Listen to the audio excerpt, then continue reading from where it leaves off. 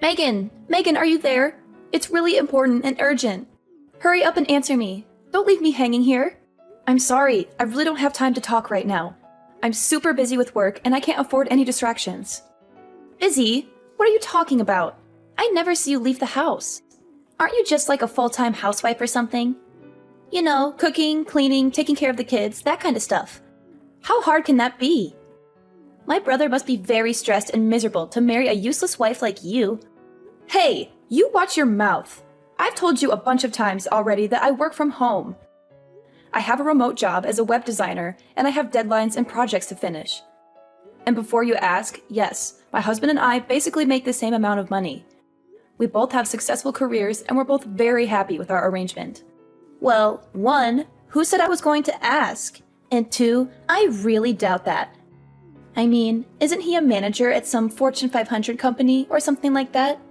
Are you really trying to say that you make the same amount as someone with that kind of prestigious and high-paying job? Well, if that's true, then you guys must be really swimming in money over there, huh? Man, you better be lying or something, because I am so jealous right now if that's true. How about sharing a little bit of that with me? I wouldn't mind a weekly allowance, you know? Just a small token of your generosity. What are you talking about? Does that have anything at all to do with why you messaged me in the first place? You said you needed to talk to me about something important and urgent. What is it? Oh, come on. Don't change the subject. I know you got more money than you know what to do with. Why can't I have some too? You're my sister-in-law after all. You should help me out when I'm in need. Maybe because the money we have, we worked really hard to earn. We didn't just get lucky or inherit it from someone.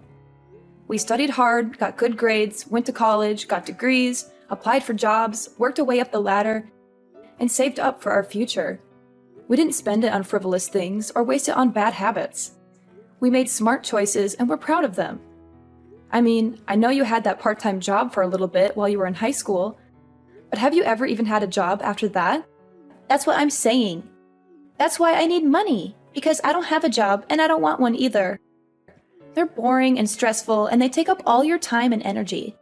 Besides, my boyfriend and I want to travel somewhere and we need money to do that. We want to see the world and have fun and enjoy life while we're young and beautiful. Then do what we did. Find a job, work hard, save up, and then you can go on your trip.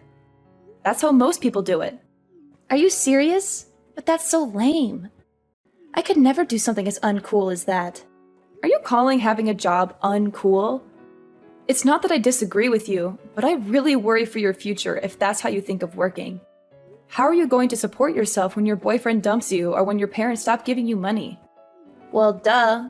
That's because I'm just going to marry rich and never have to worry about any kind of lame stuff like that. That's my dream and my plan. And don't worry about my boyfriend dumping me or my parents cutting me off. They love me too much to do that. What? Is that really your plan? Just marry rich? Has it ever occurred to you that someone that rich might want someone just as motivated to work and succeed? What? And are you trying to say that I'm not that kind of person or something?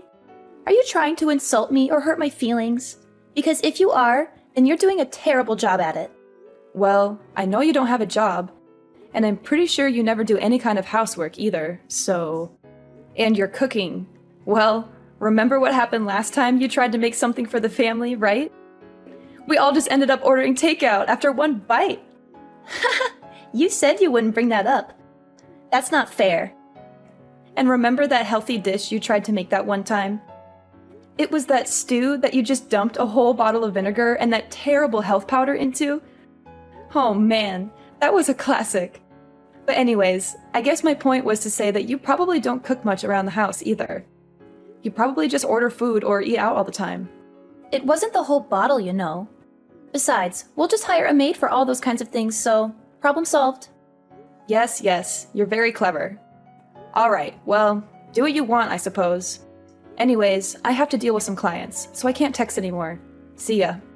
That's fine. I was going to head over to your place to hang out anyways. What? You mean, like right now? I'm sorry, but I have a couple of friends coming over tonight. Let's hang out another day, okay? Oh, don't worry. I don't mind. They won't bother me at all. That's not what I was worried about. I'm the one who's going to be bothered. You always crash my parties and make everything awkward and annoying. Do you remember the last time you went to my house while my friends were here?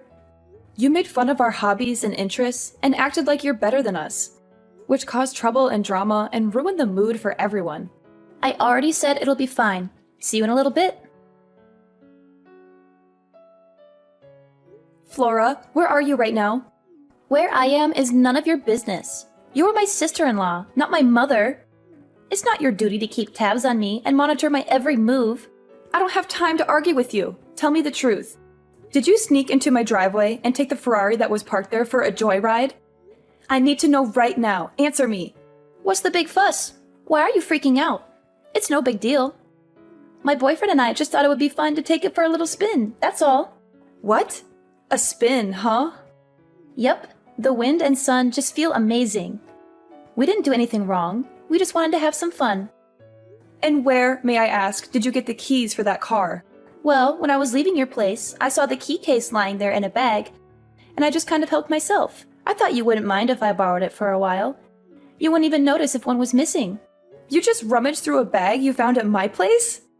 It wasn't some random bag, it was yours. And I figured since we were sisters, what's yours is mine kind of thing, you know? Sharing is caring and all that. Flora, that bag wasn't mine. I don't own a bag like that. Oh, really? Oh well, I guess it doesn't really matter exactly whose bag it was. I mean, who could even worry about the small details like that when the keys to a Ferrari are sitting right there in front of you? It's like fate or something. Well, you better start worrying about them. Anyways, my boyfriend and I wanted to pretend honeymoon, so that's why we took it. We'll be back in a few days. You took that car so you two could go have a pretend honeymoon? That's what I said. And this guy says he goes to Harvard, so, you know, he'll be set for life. Maybe we'll even get married for real one day. Of course, if that were the case, then we could go abroad for our honeymoon, of course. I can picture it now, globe-trotting from one fancy hotel to the other with my new husband. It sounds dreamy, doesn't it? And now we're getting to practice that in this Ferrari. I would have never guessed this would be happening to me in 1,000 years. Today might be the day I ask him what he thinks about, you know, tying the knot. Stop talking about your fake honeymoon and return that car right now. Yuck. Chill out. Flora, this isn't a game. I am being serious. Don't let things go too far. Why are you always trying to spoil my fun, huh? How come you never told me you owned such a cool car? Why did I just find out about this today? Flora, the car isn't mine. Wait, are you serious? It's not your car? No, it belongs to one of my friends who was at my place when you came over. You're not talking about the one really poor-looking lady, are you? That lady is not poor in the slightest. Well, if she really was rich enough to afford this car, then how come she wasn't wearing any expensive clothes or anything when I was there, huh? Because she's just the type of person who likes to spend money on cars and not clothes. Oh, I see what you're doing here. You're just jealous and you don't want me to have any fun. I get that you didn't want to lend the car out, but there is no need to lie to me about who really owns it. Oh my god. I literally cannot deal with you right now. Just bring the car back now, okay? Sorry, we already hit the freeway. I think it's a little late for that now. The freeway? Just where are you planning on taking it? Don't worry about it. Daniel is a great driver. It'll all be okay. Has he ever even driven a sports car like that before? Nope, he says it's his first time. And you took it on the freeway? I know, isn't it so cool? Just bring that car back now, okay? How many times do I have to say this isn't my car? Why are you so stubborn? Nah, we're good. After all, we need to use this car to get around on our fake honeymoon. This isn't a game, Flora. I'm being serious. Oh, and one more thing. I borrowed your credit card. Hold on a second. You did what? Yeah, I borrowed your credit card. Why didn't you tell me about that either? I didn't know you were a black card holder. I thought they only gave those out to celebrities and famous people and stuff. You must be really rich and successful, huh? What do you mean, black card? I don't have a black card. It's bad to keep lying to your sister-in-law like this, you know? You should be more honest and generous with me. After all, we're family, right? Wait, I am being serious. Do you have a problem with reading comprehension? That card is not mine. It belongs to someone else. Anyways, we'll be taking both your card and your car for our little escapade. We already stopped to get lots of clothes and other supplies for our trip with the card. And of course, we spared no expense and got all branded stuff. I think we've already spent like 20 grand or something. You've spent $20,000 using that card already? Yeah, and it doesn't seem like we're even scraping the limits of what this card can do. Who knew you could do so much with a black card? Man, you are persistent. Look, Megan, I'm trying to enjoy my fake honeymoon here, so I'm going to block you until we get back. Flora, you better not! Too late. Bye-bye.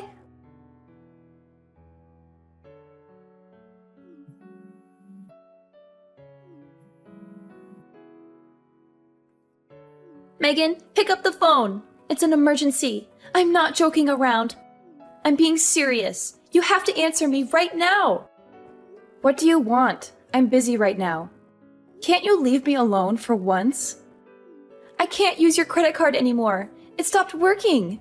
Was it a fake or something? Did you trick me into taking a fake card? Was the black card you stole a fake? Yeah. Daniel and I are trying to check into our hotel, but they won't accept our card. We made them try again and again, but they said the payment wasn't being accepted. That means that the card was a fake or something, right? Oh man, this is bad. What should we do? Flora, you can't use that card because the owner froze it. They realized someone stole their card and they called the credit card company to stop any more purchases from being made on that card. What? They froze the card? How could they do that? Yeah, it's that thing when you call the credit card company to stop any more purchases being made on that card. It's a very common and sensible thing to do when someone steals your card. I know what freezing a card means. But if the card is frozen, then that means we can't check into our hotel. And the room I booked was supposed to be one of the best suites this place could offer. It had a jacuzzi and a balcony and a minibar and everything. It was supposed to be our dream vacation. Maybe just try paying for the reservation with your own money instead. But we only have a little bit of cash on us right now. We spent most of it on gas and food and souvenirs and stuff. We thought we could use your card for everything else. I see. And if it was a hotel suite that I'm sure cost quite a bit, huh? Maybe just go to the bank and take out some money to pay the deposit. You know, the bank where you have an account with your own money. I didn't bring any of my bank cards on this trip. Wow. Are you serious? Going out to such luxurious places, but you didn't bring money, but only care about using a black card that's not yours? How irresponsible and selfish can you be? I didn't think I'd need to since I was going to be using your card instead. That's why I need you to go unfreeze the card right now. Please. Please, Megan, please. You're my only hope. Look, I tried to explain this to you earlier, but that card doesn't belong to me. But that wasn't a lie? You weren't trying to trick me or prank me or something? Flora, open your eyes. Look at the card. What name is inscribed on it? Is my name Megan Flynn? But I thought I looked at it before I took it. Let's be real here. You barely read at a 4th grade level. So let's not pretend literacy is your strong suit. Don't be freaking rude. I know how to read. Okay, then take out the card. Hold it up to your face and reread the name printed on the card. But it can't be. I just glanced at it and I thought it said Megan, but it really says Megan. And the last names are the same. How can this be? It's quite the coincidence, right? Actually, that's how we both became friends, because we basically had the same name.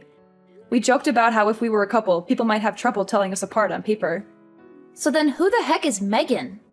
Why don't you try asking your boyfriend who she is? Why would Daniel know who she is? Just try asking him, okay? Maybe he'll tell you something interesting. What the heck?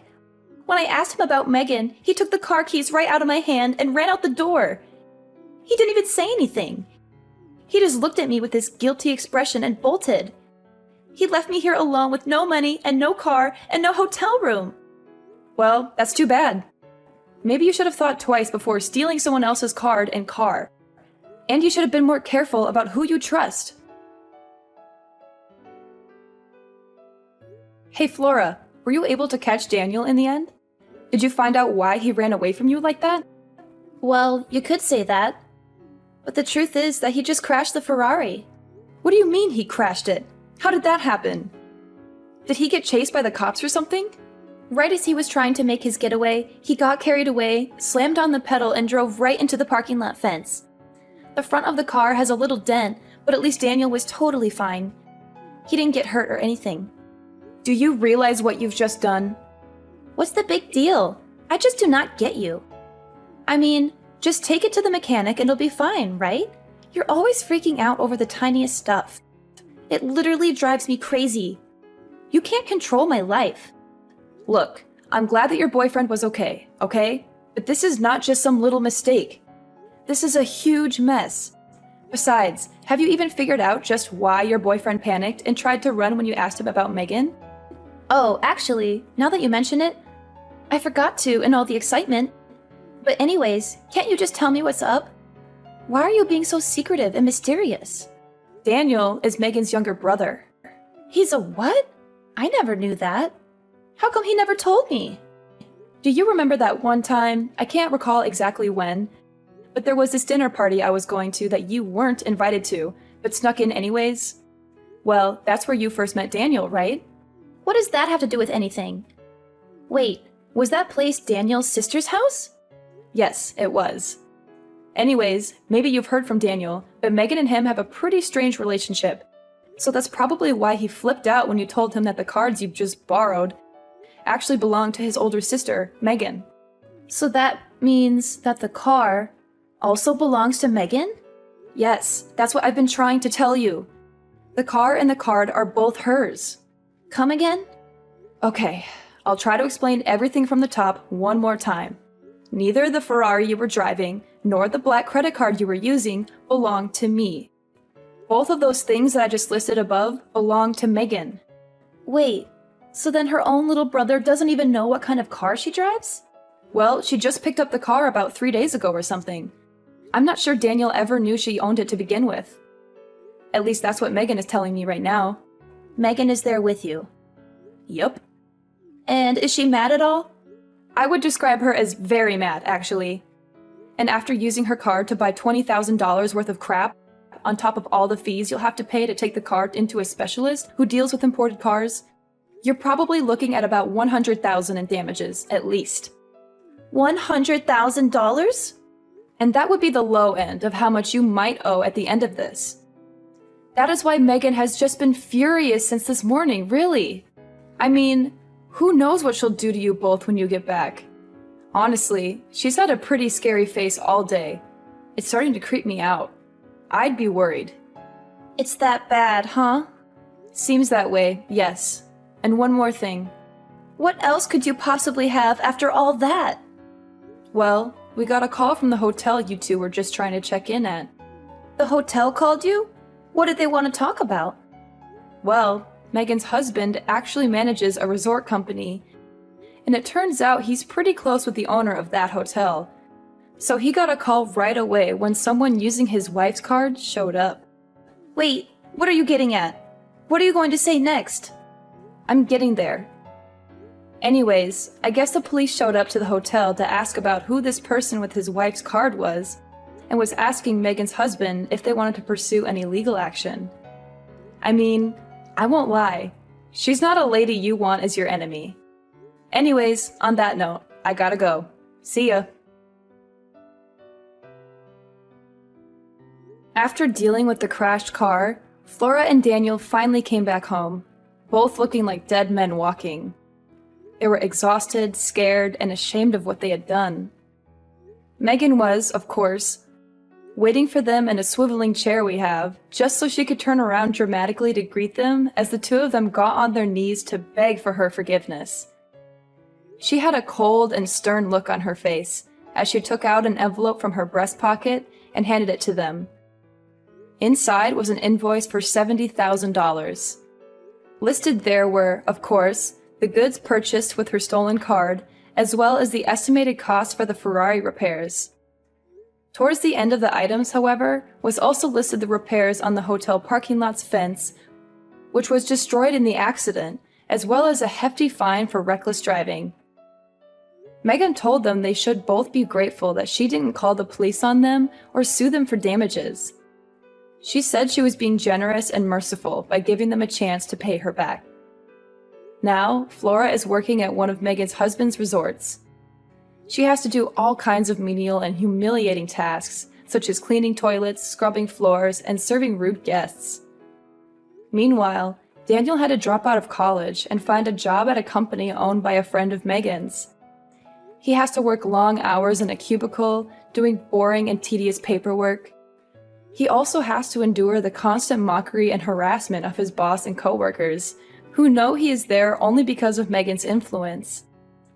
She made sure to wish them both good luck in paying back every single dime they owe. She also said she would be keeping an eye on them and monitoring their progress. She still goes to check on the two of them periodically. I think she gets some kind of sick pleasure out of seeing them both work so hard for what they did to her. She always has a smug smile on her face when she visits them. She says she is just being friendly and supportive, but I know she is really enjoying their misery.